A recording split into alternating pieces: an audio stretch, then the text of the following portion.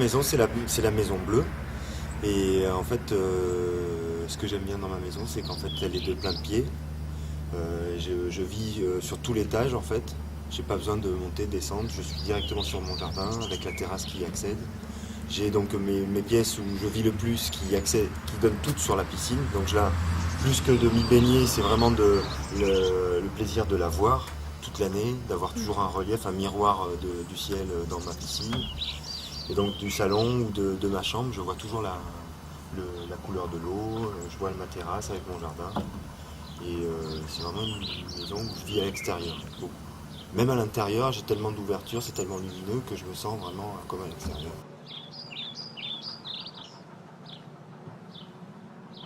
On m'a proposé la couleur bleue pour la maison et j'ai dit oui, parce que j'avais pas d'a priori là-dessus et ça me rappelle, c'est vrai quand on voyage beaucoup, quand je me rappelle moi à Cuba, j'avais vu beaucoup de maisons, même si c'était les immeubles qui étaient tous tranchés avec tous des couleurs différentes, il y avait du jaune à côté du bleu, du rouge. C'est vrai que des maisons qui changent de couleur, c'est toujours intéressant, plutôt que d'avoir tous la même maison. Alors ça choque un peu, mais moi j'adore et la plupart des gens qui ont du goût apprécient. L'architecte avait conçu les grandes lignes, les ouvertures, comment vivre dans la maison, mais bon, il ne peut pas maîtriser jusqu'au détail de la fabrication de la maison, hein.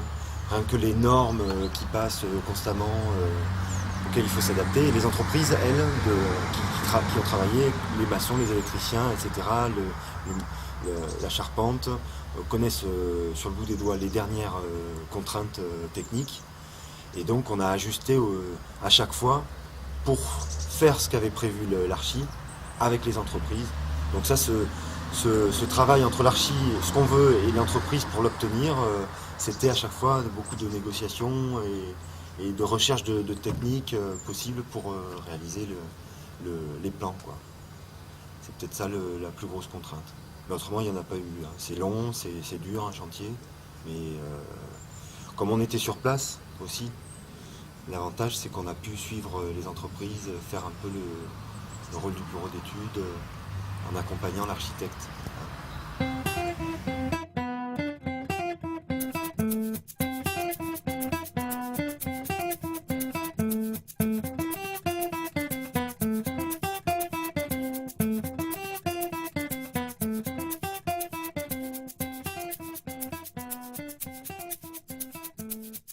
Le fait d'avoir la cuisine et le salon pratiquement dans la même pièce, il n'y a pas de séparation, c'est parce que je me suis vu vivre en couple où il y en avait un qui préparait à manger, l'autre qui regardait la télé, on ne se voyait pas avec une pièce fermée. Et le mieux c'était d'avoir tout dans le même endroit pour pas rompre le lien et être tout le temps ensemble.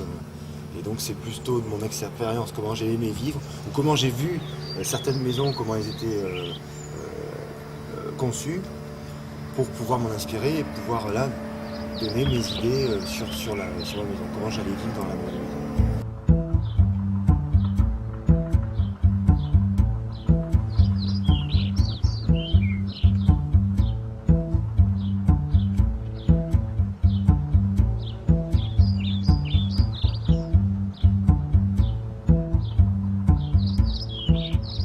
Ça se fait beaucoup en ce moment, c'est de faire des grandes baies vitrées.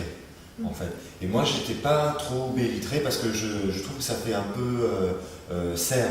C'est-à-dire que si elle est orientée vraiment sud ou ouest, je sais pas, enfin avec le soleil qui donne tout le temps dedans, à l'intérieur, ça chauffe énormément l'été.